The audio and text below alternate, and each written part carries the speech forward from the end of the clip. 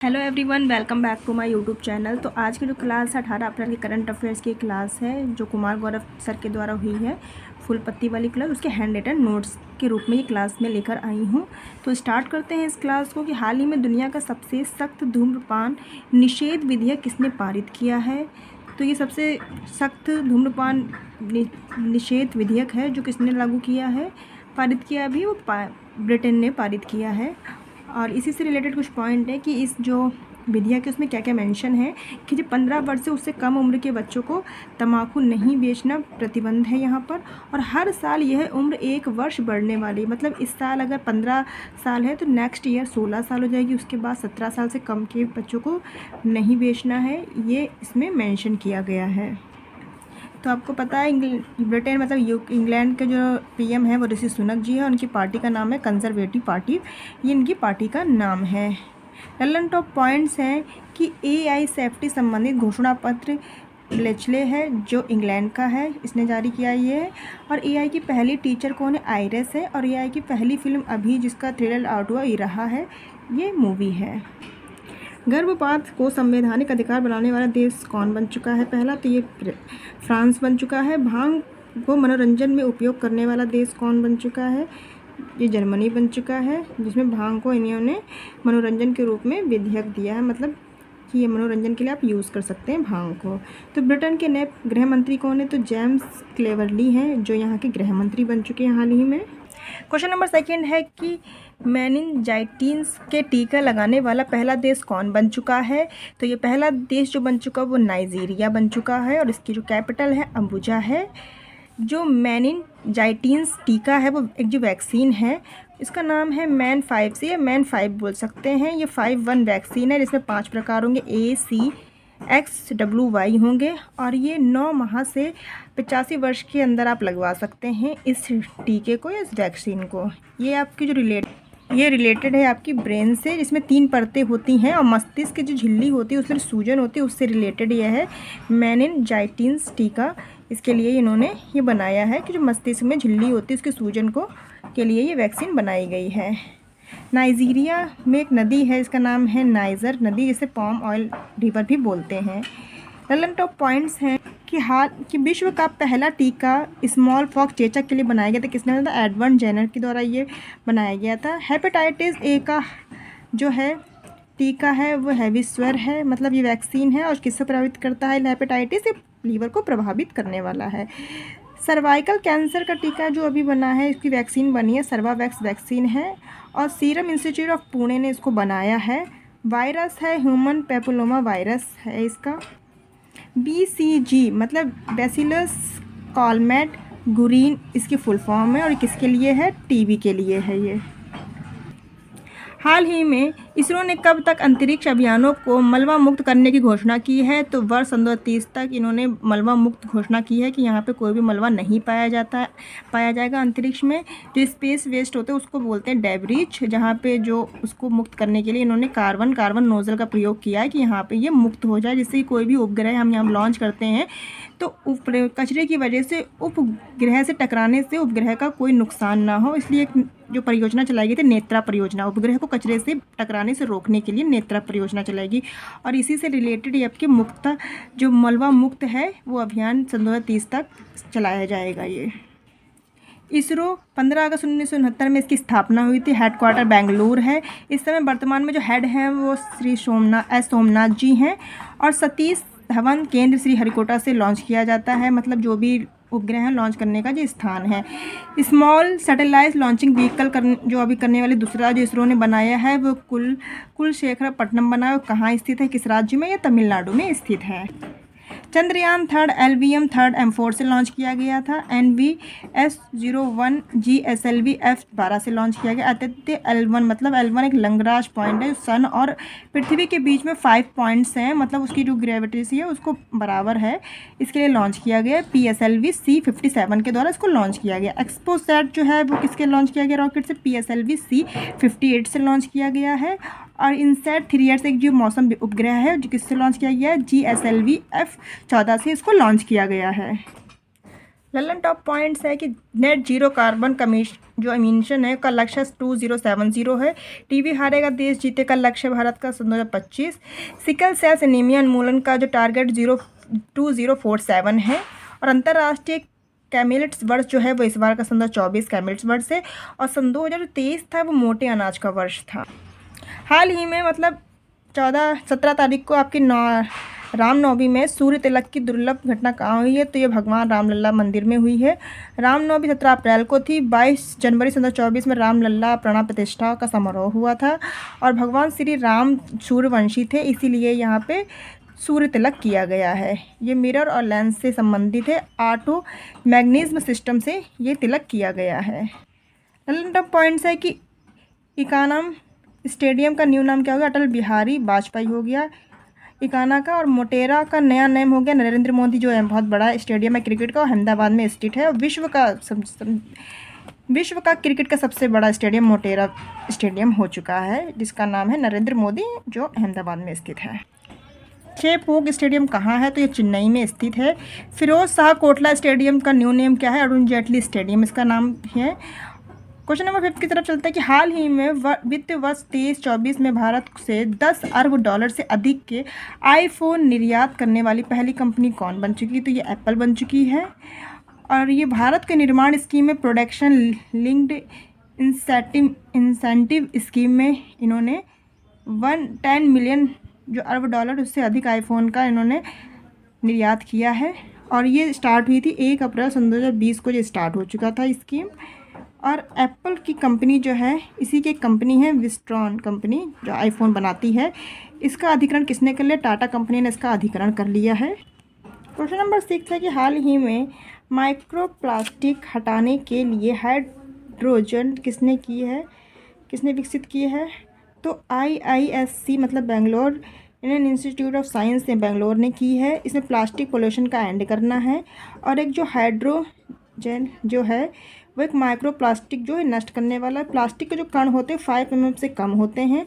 और जो हाइड्रोजन जो है उसमें पैरावैग्निक किरणों का यूज़ किया जाएगा।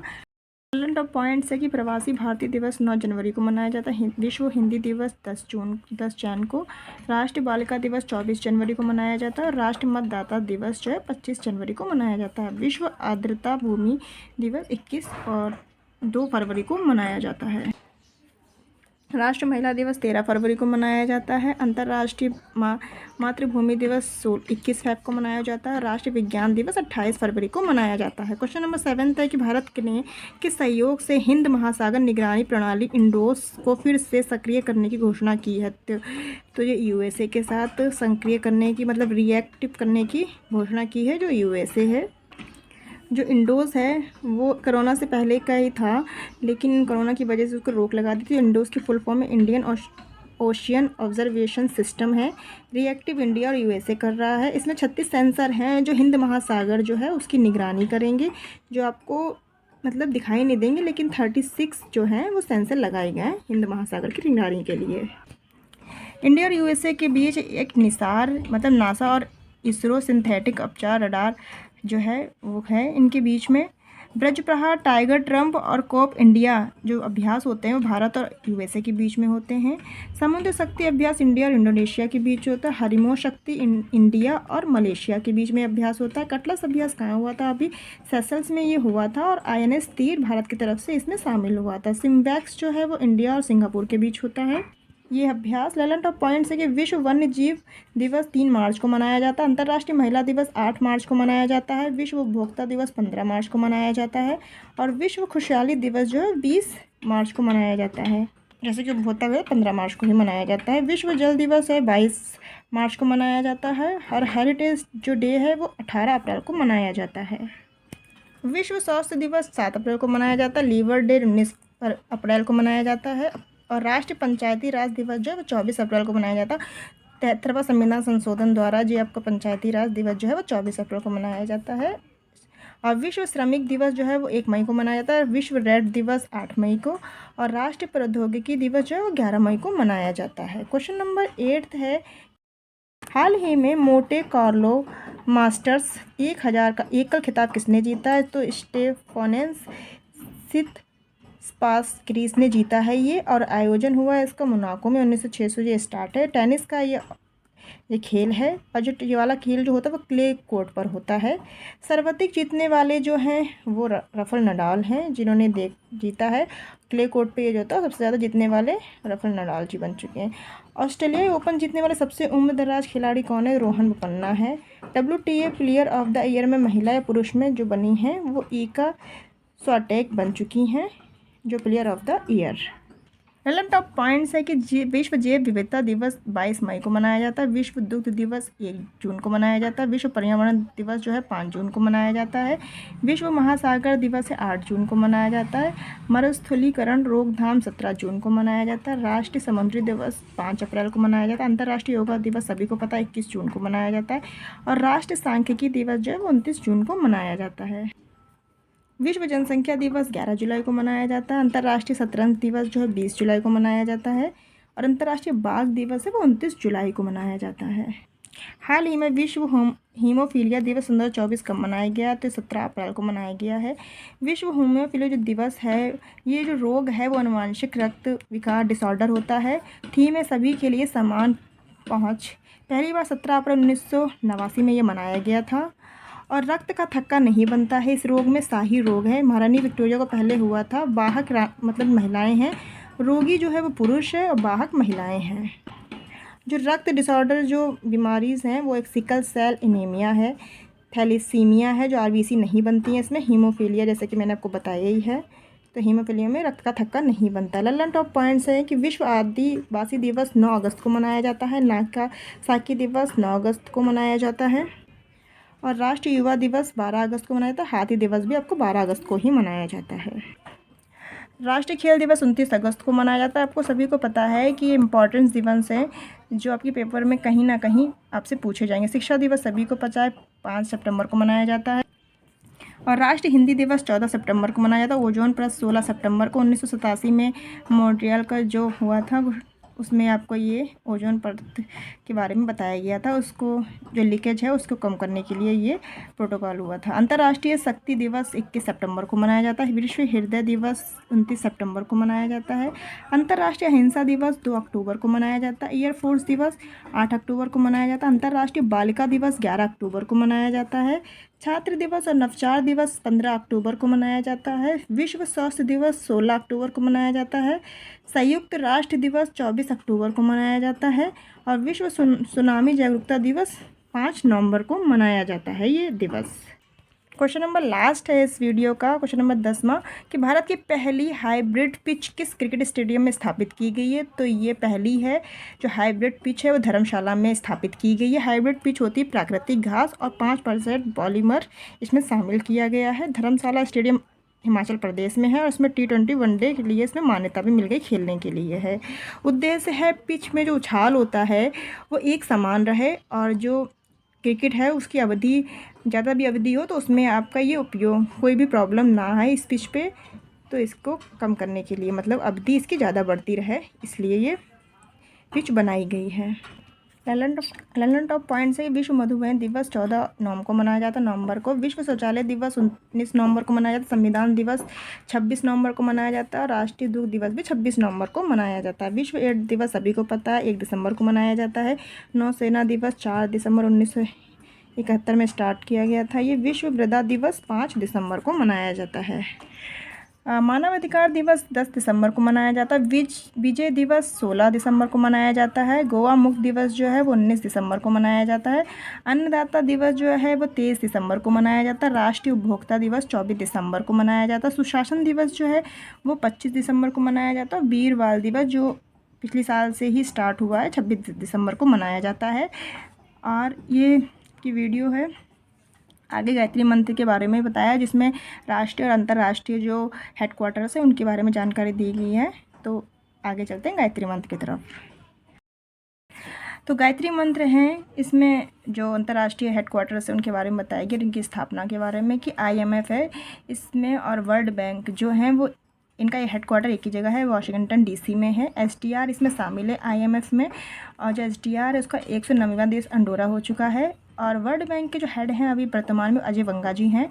यूएनए इसकी स्थापना हुई थी 24 अक्टूबर 1945 में। इसका हेडक्वार्टर न्यूयॉर्क में है और स्थान है मनेरहट द्वीप पे ये स्थित है। 193 देश इसमें शामिल है। 6 अंग होते हैं, 6 अंग हैं। वर्तमान में हेड एंटोनियो गुटरेस हैं इसके।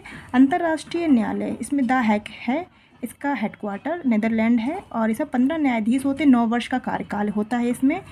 यूएनएससी इसमें 15 जो होते हैं मेंबर्स होते हैं, जिसमें 5 तो स्थायी होते हैं, 10 जो होते हैं वो अस्थायी, तो 2 वर्ष का कार्यकाल होता है। 5 वर्ष जो लोग हैं स्थायी वाले उनको वीटो पावर है, जैसे कि रशिया, यूके हो गए और यूएसए, चाइना और फ्रांस को जो है वीटो पावर है। यूएनए महासभा जिसे फर्स्ट जो थी विजय लक्ष्मी जी थी यहाँ पे और वर्तमान हेड हैं डेनिस फ्रांसिस। 78 सत्र है इसका। यूएनईपी 5 जून 1972 में इसकी स्थापना हुई थी। हेडक्वार्टर नैरोबी में है।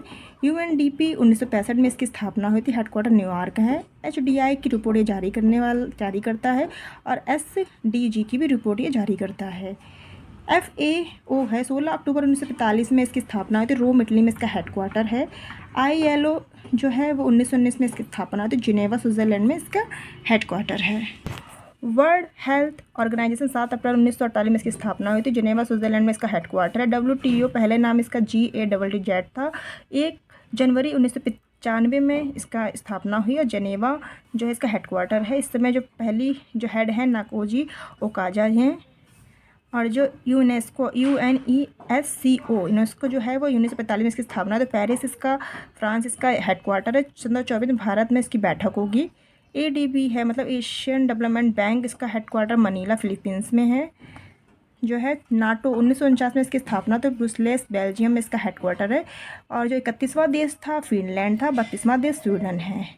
सार्क जो है इसे दक्ष बोलते हैं। 1985 में इसका स्थापना हुई थी। 8 देश इसमें शामिल है। हेडक्वार्टर काठमांडू में है।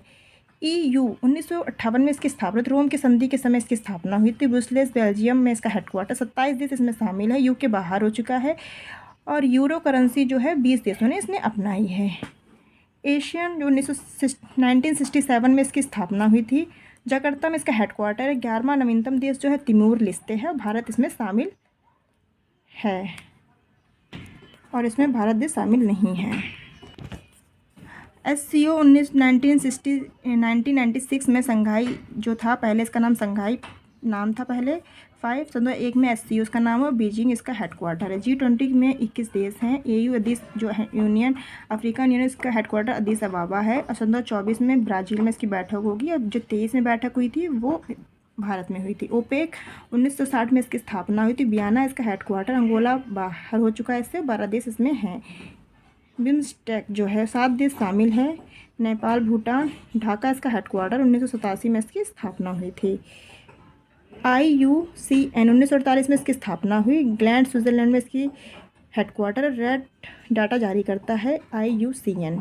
WWF 1961 में इसकी स्थापना हुई। ग्लैंड स्विट्ज़रलैंड इसकी जो है हेडक्वार्टर है। जेंडा पांडा इसका शुभांकर है। तो इसी के लिए ये सारे हेडक्वार्टर्स मैंने आपके सामने डिस्कस किए हैं और मिलते हैं नेक्स्ट वीडियो में। अगर आपको ये वीडियो पसंद आए तो प्लीज़ वीडियो को लाइक कीजिएगा और हमारे चैनल को सब्सक्राइब कीजिएगा। Thank you.